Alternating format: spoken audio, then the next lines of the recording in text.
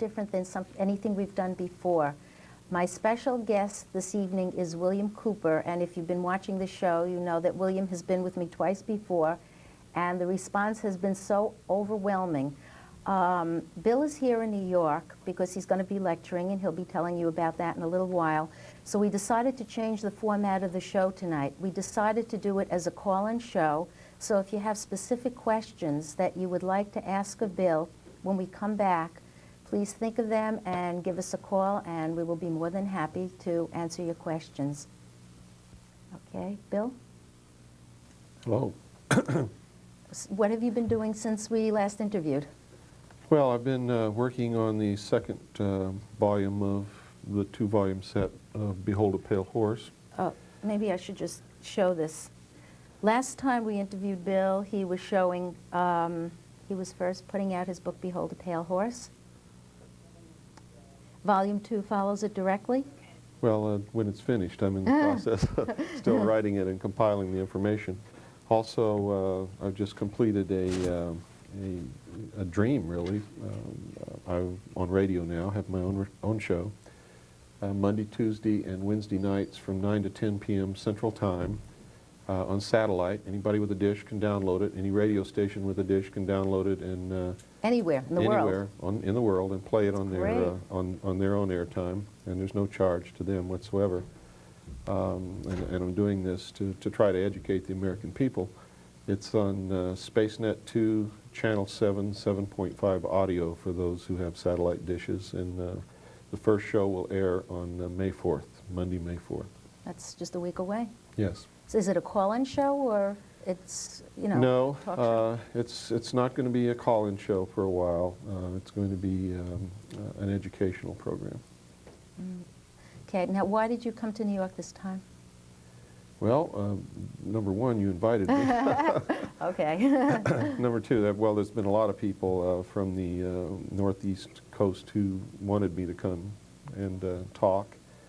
And I have an awful lot of research material that needs to be delivered to the people here. And that's what I'll be doing Sunday.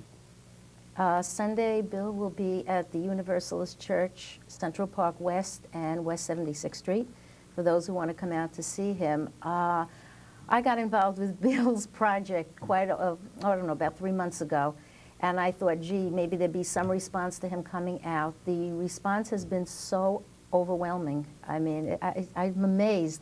They love you. The material must be good and the information must be correct. Well, what we'd like the audience to do now, if they will, would be to call in if they have any questions, and we will be more than happy while we talk to answer your questions. Besides, well, coming into New York, where else have you been lecturing? Oh, gee, since we last talked, I've been in Seattle, Washington, Salt Lake City, Utah, Atlanta, Georgia. I've been in San Diego. I've been all over the country, actually, and we'll be in Orlando, Florida soon, Santa Fe, New Mexico. Excuse me 1 second. May I help you? Yes? Yes, what is your question, please? Well, I was just wondering what this information is that the gentleman will be delivering, because I haven't heard him mention the subject or the topic. Oh, there's so many. Okay, go ahead. It's a lot of subjects. It has to do with what's happening in the world today, what's been happening for the last 50 years, as a matter of fact. Over 20 years ago, when I was attached to the Office of Naval Intelligence, I saw top secret documents that told me a lot about what was going to happen in the future. I've made quite a few predictions over the last 5 years, all of which have come true exactly when I said that they would. I'm the only one in the United States, and even the world, as a matter of fact, who has a 100% accuracy rate on predicting future world events. I talk about the New World Order, what it really is, and not what Mr. Bush wants us to believe that it's going to be. About UFOs, about a lot of things, AIDS, the real reason for the Iraq War instead of the concocted reason that the public was told. It's an awful lot of information that's going to be delivered in a short period of time, and I would recommend that everybody bring a notebook and a good pencil and pen because you're going to want to write a lot of things down. Well, that sounds great. This is Sunday? Sunday, yes. This Sunday, 3 o'clock at the Universalist Church. Where's the Universalist Church? Central Park West and West 76th Street. Thank you very much. Okay, thank you for calling. Thank you. Hello, you're online. Yes, I'm wanting to know what his short-term predictions for the future are. Short term, like what, next week? How about the election coming up? The election coming up, well, is very simple. George Bush is really the man. He belongs to the world power structure. He's been an active CIA operative since he left college, and not just for the short period of time that the public thinks that he was the head of the CIA. And in my book, Behold a Pale Horse, I document the fact that he was an operative of the Central Intelligence Agency on the day that John F. Kennedy was assassinated, and that he was actually giving information to law enforcement officials to lead them down the wrong path, so to speak. But George Bush is dirty, and a lot of people know it. A lot of researchers have collected a lot of facts that could actually get the man impeached very quickly. His health is declining also. So the Bilderberg Group in last year in '91 picked Bill Clinton to be the next president of the United States, and that's what this whole thing is with H. Ross Perot.